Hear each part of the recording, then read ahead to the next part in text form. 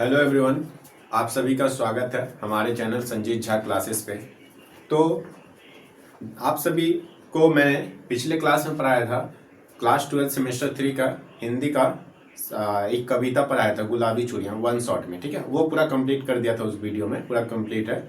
अब आज हम लोग देख सकते हैं क्लास 12 का बुक है हमारे हाथ में। तो आज हम लोग क्लास 12 के सेमेस्टर 3 का दूसरा कविता पढ़ने जा रहे हैं। दूसरा वो जो कविता है उसका नाम है शरद सुंदरी। देख सकते हैं ये शरद सुंदरी, जो कि रविन्द्रनाथ ठाकुर जी ने लिखा है। टोटल 5 कविता है। तो एक कविता तो गुलाबी चूड़ियां हो गया उस वीडियो में, आज दूसरा कविता भी वन शॉट कंप्लीट हो जाएगा। ठीक है, इसके बाद 3 कविता बचेंगे, उसके बाद कहानी और अंधा युग और व्याकरण करके हिंदी कंप्लीट। ठीक है, तो आज हम लोग पढ़ेंगे शरद सुंदरी। ठीक है, तो शरद सुंदरी कविता, बस आप लोग सेमेस्टर 3 जानते हैं एमसीक्यू है, तो ना नोट्स बनाना ना कुछ करना है, बस आप लोग को सुनना है। ठीक है, मैं जो पढ़ा दे रहा हूँ बस आपको सुनते जाना। ठीक है, और कुछ नहीं करना है। तो आप लोग शरद सुंदरी कविता पढ़ेंगे। तो शरद सुंदरी रविन्द्रनाथ ठाकुर जी लिखे हैं, और आप लोग रविन्द्रनाथ ठाकुर के बारे में जानते भी होंगे बहुत लोग, क्योंकि पहले भी आप लोग पढ़े हैं इनके कविता। तो रविन्द्रनाथ ठाकुर जी का जो जन्म है वो है आपका कलकत्ता के जोरासांको नामक स्थान पर 7 मई 1861 को हुआ था। इनके पिता का नाम था देवेंद्रनाथ ठाकुर, ठीक है, और माता शारदा देवी थी। रविंद्रनाथ का जन्म बंगाल के एक प्रतिष्ठित परिवार में हुआ था, धनी परिवार में हुआ था। ठीक है, इनके दादा द्वारकानाथ ठाकुर मशहूर भारतीय उद्योगपति थे। इनके दादाजी का नाम था द्वारकानाथ ठाकुर, जो कि मशहूर, ठीक है, भारतीय उद्योगपति थे। ठीक है, पिता देवेंद्रनाथ ठाकुर हिंदू दार्शनिक, ब्रह्म समाजी और समाज सुधारक थे। ठीक है, रविंद्र की आरंभिक शिक्षा कोलकाता के ही एक प्राइमरी स्कूल में हुई, परंतु विद्यालय की शिक्षा पद्धति इन्हें रास नहीं आई। और गीतांजलि के सबसे जो मेन बात याद रखिएगा, वो गीतांजलि के लिए 1910 में इन्हें नोबेल पुरस्कार से सम्मानित किया गया था। ठीक है, गीतांजलि इन्होंने लिखा था, गीतांजलि, इसके लिए इनको 1910 में नोबेल पुरस्कार मिला था। और नोबेल पुरस्कार पाने वाले ये पहले भारतीय, ठीक है, थे। और आप लोग को ये भी पता होगा जो हमारा राष्ट्रगान है जनगण मन, ठीक है, राष्ट्रगान जनगण मन, ठीक है, इन्होंने ही इसकी रचना की है। ठीक है, रविन्द्रनाथ ठाकुर जी ने ही इनकी रचना की है। और सन 7 अगस्त 1941 को कलकत्ते में इनकी मृत्यु हो गई थी। तो चलिए पढ़ते हैं हम लोग। और इसमें क्या है, टोटल 6 पंक्ति है। पंक्ति 1, पहला पंक्ति जिसमें है 4 लाइन, फिर 4 लाइन, 2, फिर 4 लाइन, फिर 4 लाइन, ऐसे करके 6 है। ठीक है, 6 चौक 24 लाइन का है। ठीक है, 4-4 लाइन करके पंक्ति बना हुआ है। ठीक है, 4-4 लाइन करके 6 बार पढ़ना है। तो सबसे पहला जो 4 भाग है, फिर 4 भाग, ऐसे करके 6 बार है। तो पढ़ते हैं। गुच्छ कांस का किया विनिर्मित, सैफाली का हार बनाया, नए धान की मंजरियों से है पूजा का थाल सजाया। तो सबसे पहले मैं आपको बता दूं कि शरद सुंदरी कविता में जो रविन्द्रनाथ ठाकुर जी है ना, वो शरद ऋतु के आगमन से पहले प्रकृति कैसा होती है, प्रकृति की सुंदरता का वर्णन किया है।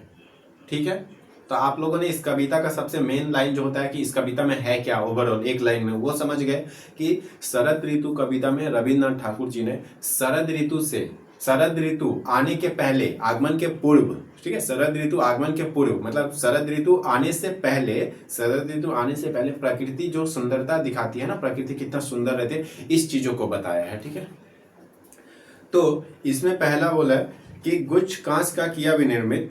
ठीक है, गुच्छ मतलब फूलों का समूह, गुच्छ मतलब फूलों का समूह, कांस एक प्रकार का लंबा घास है।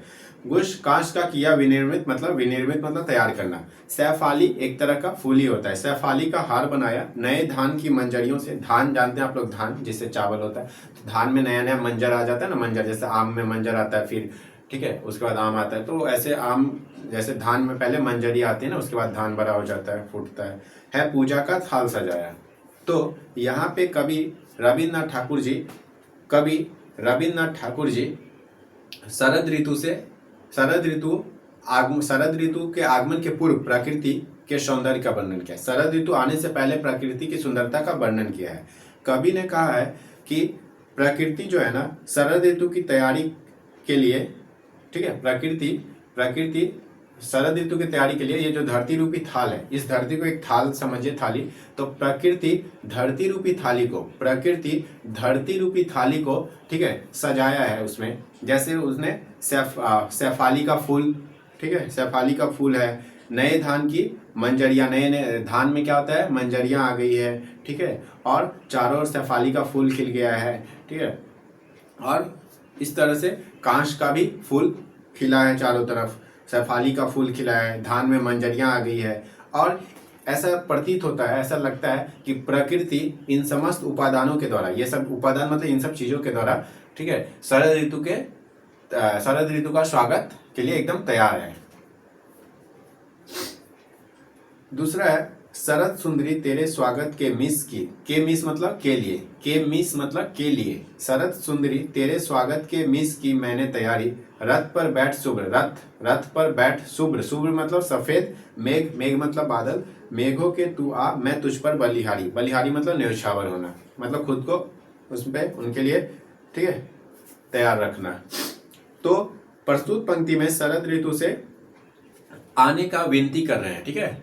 कवि क्या कर रहे हैं, शरद ऋतु के आने के लिए विनती कर रहे हैं, कह रहे हैं कि हे शरद सुंदरी, मैंने सारा तैयारी कर लिया है, ठीक है, तुम्हारे आने के लिए, ठीक है, और तुम बस सफेद बादल के रथ पे बैठ के मैंने कवि रविन्द्रनाथ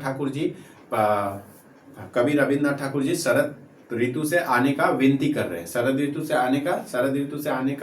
ऋतु को आने का विनती कर रहे हैं, और कह रहे हैं कि मैंने सारा तैयारी कर लिया है, तुम सफेद बादल के रथ पे, सफेद बादल के रथ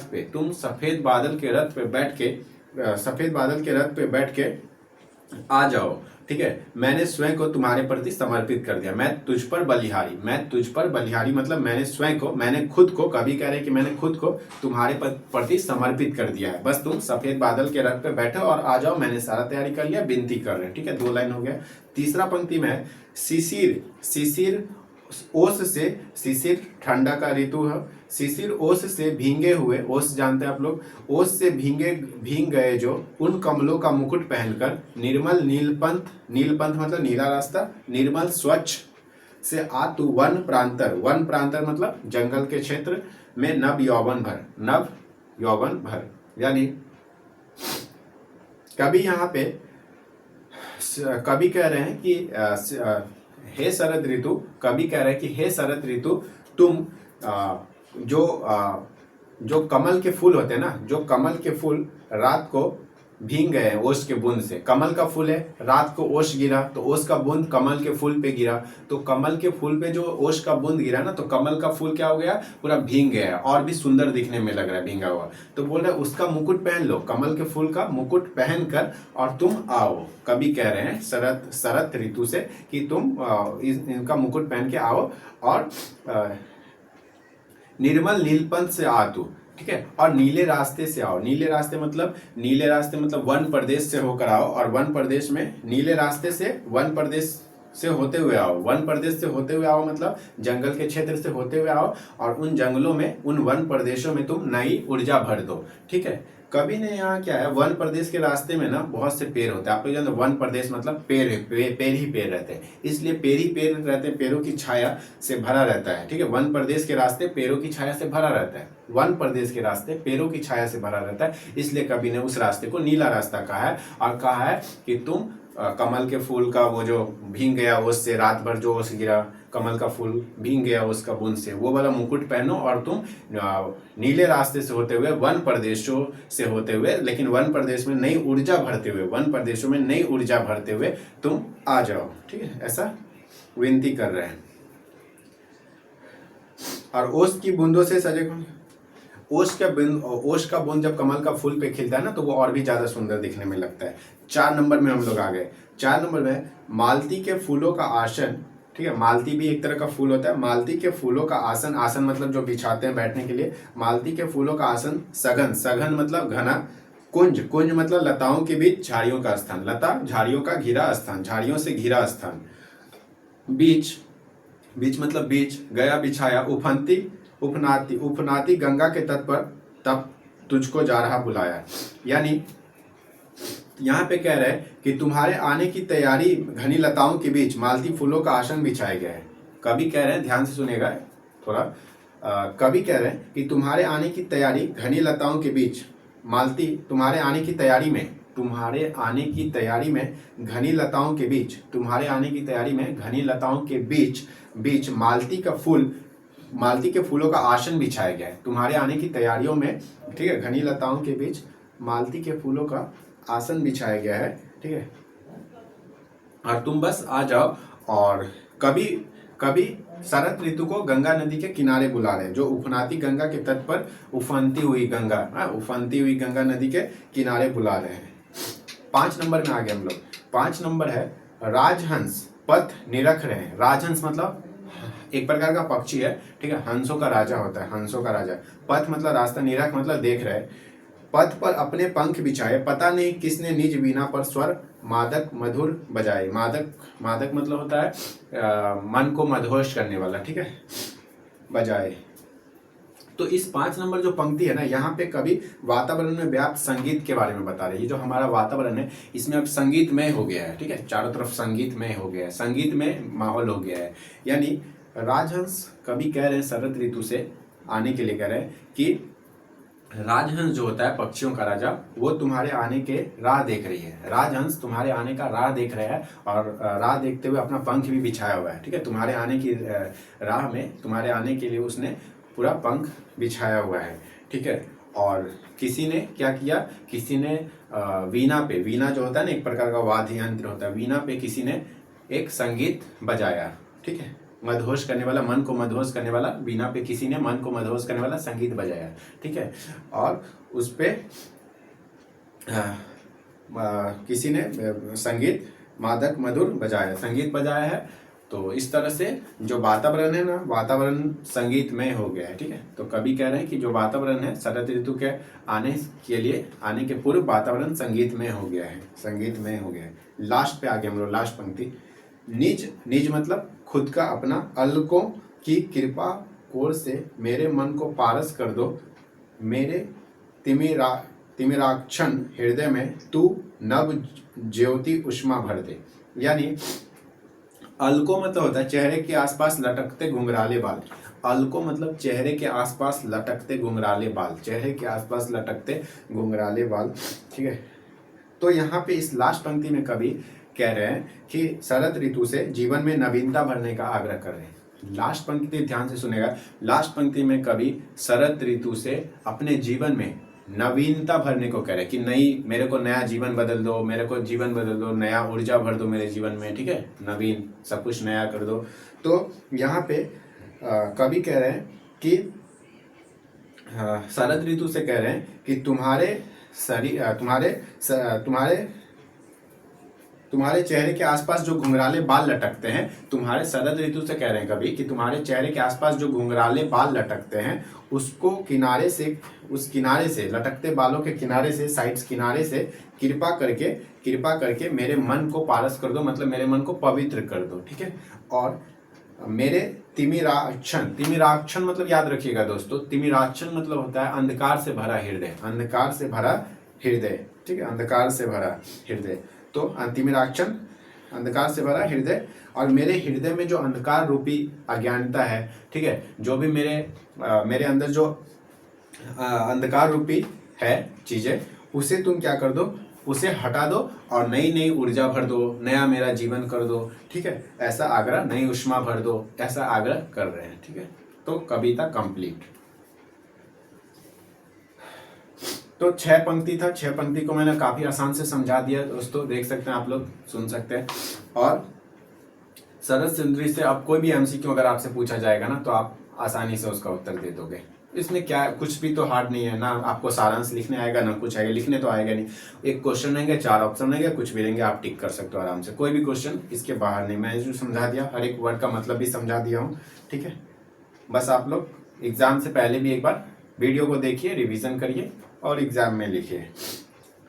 और दोस्तों आप में से कोई अगर न्यू है चैनल पे, आज फर्स्ट टाइम आके हमारे चैनल को देख रहे हैं, ठीक है, क्लास 12 के आप स्टूडेंट है सेमेस्टर 3 के, तो इस चैनल को सब्सक्राइब कर लीजिए, क्योंकि हिंदी का कंप्लीट सिलेबस, इंग्लिश का कंप्लीट सिलेबस आपको 40 में से 40 दिला के ही रहूँगा, और साथ में कुछ बिजनेस स्टडी, अकाउंट्स के भी क्लास आते रहते हैं हमारे चैनल पे, ठीक है। और आप साथ में आप अपने दोस्तों को भी शेयर करें। आप अगर क्लास 12 में तो और भी अपने दोस्तों के भी शेयर करें ज़्यादा से ज़्यादा, क्योंकि हिंदी इंग्लिश के लिए बहुत लोग ट्यूशन ढूंढते हैं, या बहुत लोग अकाउंट्स के लिए तो ट्यूशन कर लेते हैं कॉस्ट टैक्स के लिए, बट उनको हिंदी इंग्लिश में प्रॉब्लम होता है। और मैंने फर्स्ट वीडियो में भी बताया था आपको, जब मैंने गुलाबी चूड़ियाँ पढ़ाया था, कि क्लास 11 की तरह नहीं होता यहाँ पे कि हम लोग एक रात पहले पढ़ के चले जाएंगे एग्जाम देने। ये बोर्ड का एग्जाम, यहाँ परसेंटेज बोल के भी कुछ चीज़ होता है। तो ये परसेंटेज के लिए हिंदी इंग्लिश में भी नंबर आपके अच्छे रहेंगे तो आपको ओवरऑल परसेंटेज बताया जाएगा कि आपके 80% आया, 90% आया। तो फर्स्ट डे से ही आपको हिंदी इंग्लिश साथ में लेके चलना है, ठीक है। तो इसलिए आप लोग हिंदी इंग्लिश मुझ पे छोड़ दीजिए, आप लोग को कुछ नहीं करना, बस वीडियो को देखना है, सुनना है, ठीक है। बाकी मार्क्स आपका आ जाएंगे, ठीक है। एग्जाम जैसे जैसे पास आएंगे आपको टेस्ट भी ले लूँगा, ठीक है, व्याकरण भी कराऊंगा, ठीक है। तो आप लोग बस सब्सक्राइब करिए और अपने दोस्तों के बीच भी शेयर करिए, ठीक है, ताकि हिंदी इंग्लिश के लिए इस चैनल से ही सभी लोग कर पाए। तो मिलते हैं दोस्तों फिर से एक न्यू वीडियो में, आपको तीसरा पोएम पढ़ाते हुए मिलेंगे। तब तक के लिए आप अपना ध्यान रखिए।